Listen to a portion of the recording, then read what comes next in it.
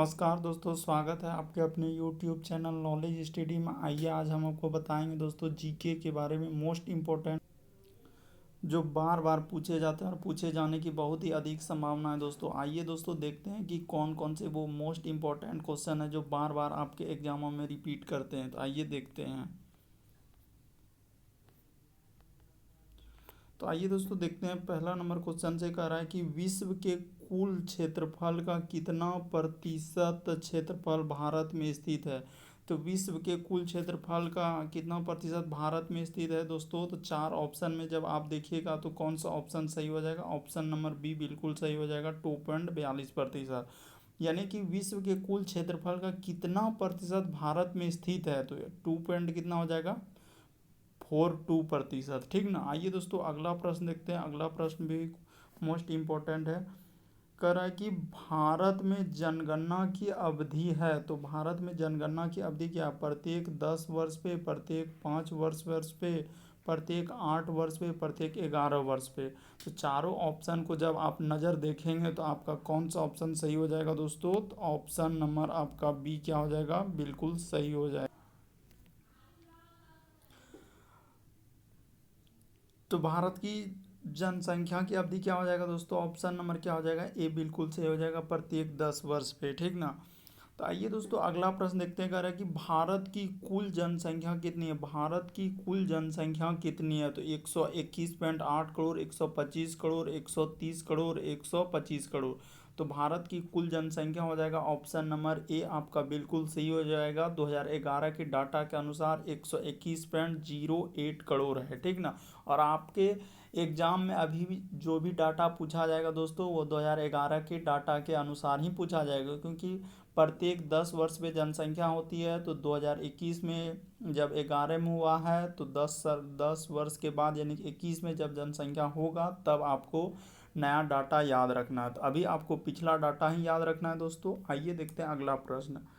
कह रहा है कि भारत की सबसे बड़ी जनजाति कौन सी है। तो भारत की सबसे बड़ी जनजाति कौन सी हो जाएगा।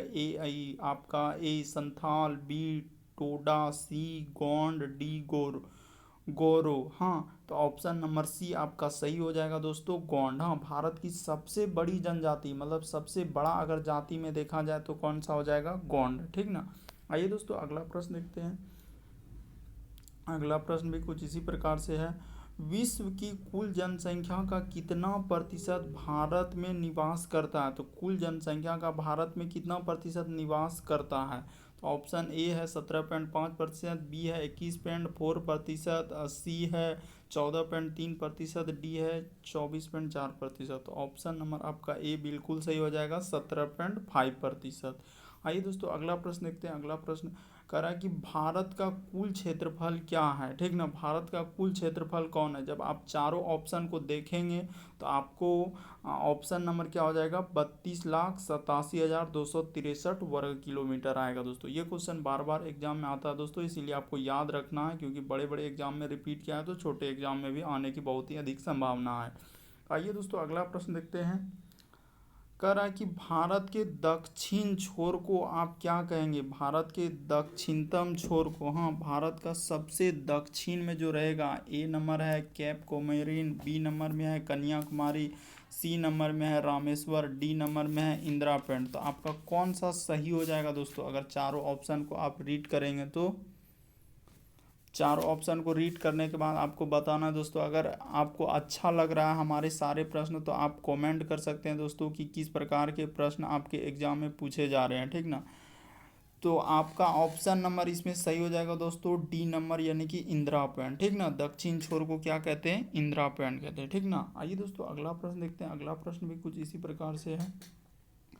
कह रहा है कि भारत की कुल स्थलीय सीमा की लंबाई कितनी है। भारत के कुल यानी कि कुल टोटल स्थलीय सीमा की लंबाई क्या हो जाएगा, टोटल आपको देखना है तो कितना हो जाएगा, 15,200 किलोमीटर। यानी कि ऑप्शन नंबर आपका कौन सा सही हो जाएगा, बी बिल्कुल सही हो जाएगा। यानी कि कुल स्थलीय सीमा, स्थल का सीमा के बारे में 15,200 किलोमीटर। आइए दोस्तों अगला प्रश्न देखते हैं।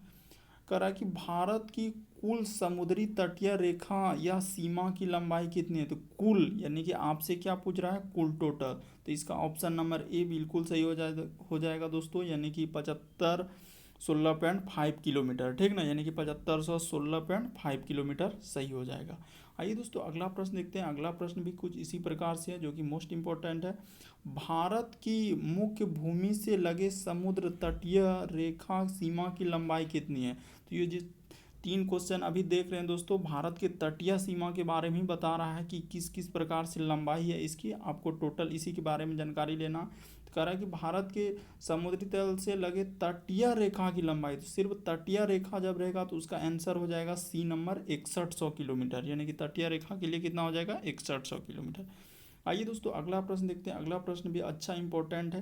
कह रहा है कि भारत का मानक समय 82.5 डिग्री पूर्वी देशांतर रेखा किस माध्यम से होकर गुजरती है?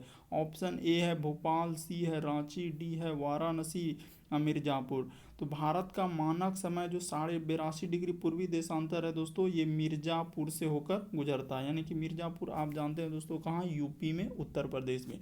ये क्वेश्चन आपका पिछले बार एग्जाम में रिपीट कर गया है दोस्तों, आपका एनटीपीसी और ग्रुप डी में 2 बार आया है और एसएससी 1 बार पूछा है।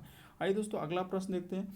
कह रहा है कि सूर्य की नाभिकीय ऊर्जा का मुख्य स्रोत क्या है? तो सूर्य की नाभिकीय ऊर्जा का मुख्य स्रोत क्या है? नाभिकीय विखंडन, नाभिकीय संलयन, तापीय उत्सर्जन और फोटो इलेक्ट्रिक उत्सर्जन। तो सूर्य का क्या हो जाएगा? सूर्य का आपका सही आंसर कौन सा हो जाएगा दोस्तों? नाभिकीय संलयन। ऑप्शन नंबर क्या हो जाएगा? बी बिल्कुल सही हो जाएगा दोस्तों। आइए दोस्तों अगला प्रश्न देखते हैं। अगला प्रश्न कुछ इसी प्रकार से कह रहा है कि भारत में राज्यों की कुल संख्या कितनी है? तो भारत में राज्यों की कुल संख्या कितनी है? तो आपका ऑप्शन नंबर क्या हो जाएगा? सी बिल्कुल सही हो जाएगा, 28। और केंद्र शासित प्रदेशों की संख्या कितनी हो जाएगा दोस्तों? 8, ठीक ना। टोटल केंद्र शासित प्रदेशों की संख्या कितनी हो जाएगी? 8। अब भारत में राज्यों की संख्या कितनी है? 28। पहले 29 था दोस्तों, लेकिन जम्मू कश्मीर जब से हट गया तो कितना हो गया? 28। आइए अगला प्रश्न देखते हैं। अगला प्रश्न भी कुछ इसी प्रकार से है। अगला प्रश्न कह रहा था क्या सबसे ज़्यादा कि सूर्य में सबसे ज़्यादा क्या रहता है? तो हाइड्रोजन रहता है सूर्य में, मतलब प्रश्न यहाँ पे नहीं है दोस्तों। तो कह रहा है कि हाइड्रोजन या हीलियम रहता है सूर्य में सबसे ज़्यादा, जो है ना, ऑप्शन नंबर ए आपका बिल्कुल सही हो जाएगा। हाइड्रोजन और क्या रहता है? हीलियम रहता है सूर्य में, ठीक ना। आइए अगला प्रश्न देखते हैं। अगला प्रश्न भी कुछ इसी प्रकार से है दोस्तों।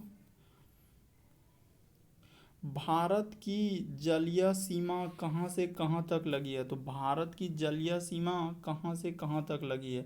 तो ऑप्शन ए 8 समुद्री मील, 12 समुद्री मील, 16 समुद्री मील, डी है 20 समुद्री मील। तो ऑप्शन नंबर आपका क्या हो जाएगा? बी बिल्कुल सही हो जाएगा दोस्तों, यानी कि आपका हो जाएगा 12 समुद्री मील, ठीक ना। इतना दूर तक फैला हुआ, यानी कि जल का क्षेत्र दोस्तों, कि आप अपने जैसे कि हिंद महासागर है, प्रशांत महासागर, ये सब के बारे में, यानी कि भारत का कहाँ तक सीमा होगा, किस क्षेत्र तक, उसके बारे में इस प्रश्न में आपको जानकारी मिल रही है, ठीक ना। आइए अगला प्रश्न देखते हैं। करा कि कर्क रेखा भारत के कितने राज्यों से होकर गुजरती है? तो कर्क रेखा भारत के कितने राज्यों से होकर गुजरती है? तो ऑप्शन नंबर क्या हो जाएगा? 20 सही हो जाएगा दोस्तों। 8 राज्यों से होकर गुजरता है, ठीक ना। कर्क रेखा कितने राज्यों से होकर गुजरता है? 8 राज्यों से। आइए दोस्तों अगला प्रश्न देखते हैं। अगला प्रश्न भी मोस्ट इंपॉर्टेंट है दोस्तों। कह रहा है कि 82.5 डिग्री पूर्वी देशांतर रेखा भारत के कितने राज्यों से होकर गुजरती है? तो 82.5 डिग्री पूर्वी देशांतर रेखा कितने राज्यों से होकर गुजरती है? तो ऑप्शन नंबर क्या हो जाएगा? सी बिल्कुल सही हो जाएगा, 5 राज्यों से, ठीक ना। गोली की रफ्तार में करेंगे दोस्तों, थोड़ा फास्ट करेंगे, ठीक ना।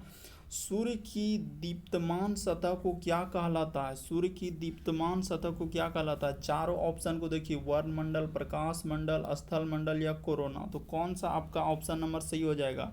सूर्य की दीप्तमान सतह को क्या कहते हैं? प्रकाश मंडल कहते हैं, ठीक ना।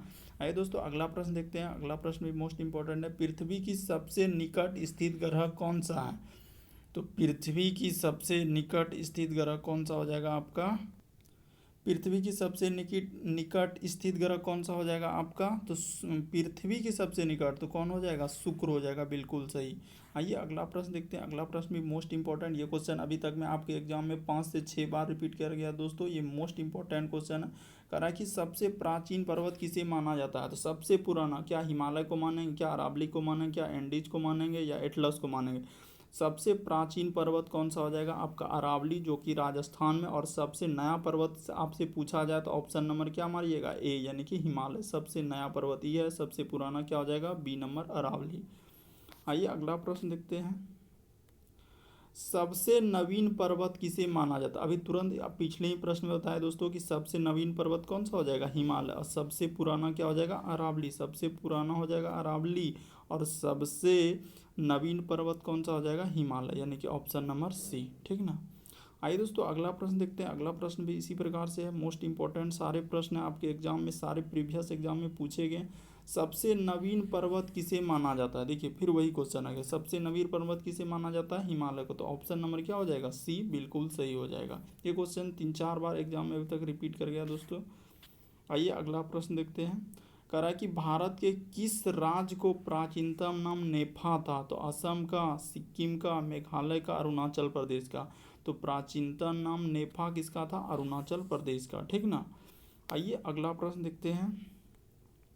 भारत की प्रथम जनगणना की शुरुआत लॉर्ड मेयो के शासनकाल में किस वर्ष हुई थी? हाँ, तो किस वर्ष हुई थी? तो ऑप्शन नंबर आपका, यानी कि लॉर्ड मेयो के समय, तो 1800 क्या हो जाएगा, 72 में। पहली जनगणना जो हुआ है लॉर्ड मेयो के शासनकाल 1872 में। आइए अगला प्रश्न देखते हैं। अगला प्रश्न में सबसे गर्म ग्रह एवं चमकीला ग्रह कौन है? तो गर्म, चमकीला, ये सब के बारे में जब भी चर्चा होगा तो आपको हमेशा याद रखना है क्या, शुक्र को मारेंगे। ठीक ना। कर्म, चमकीला, जुड़वा, बहन, सारा क्या हो जाएगा, शुक्र हो जाएगा। ठीक ना। आइए दोस्तों वही प्रश्न अभी तुरंत रिपीट कर गया फिर। सूर्य के सबसे निकट स्थित ग्रह कौन है? तो सूर्य के सबसे निकट, अब की बार पृथ्वी के नहीं, अब की बार किसका पूछ रहा है, सूर्य का। तो सूर्य का सबसे निकट ग्रह कौन हो जाएगा, बुध हो जाएगा। ठीक ना। आइए दोस्तों अगला प्रश्न देखते हैं।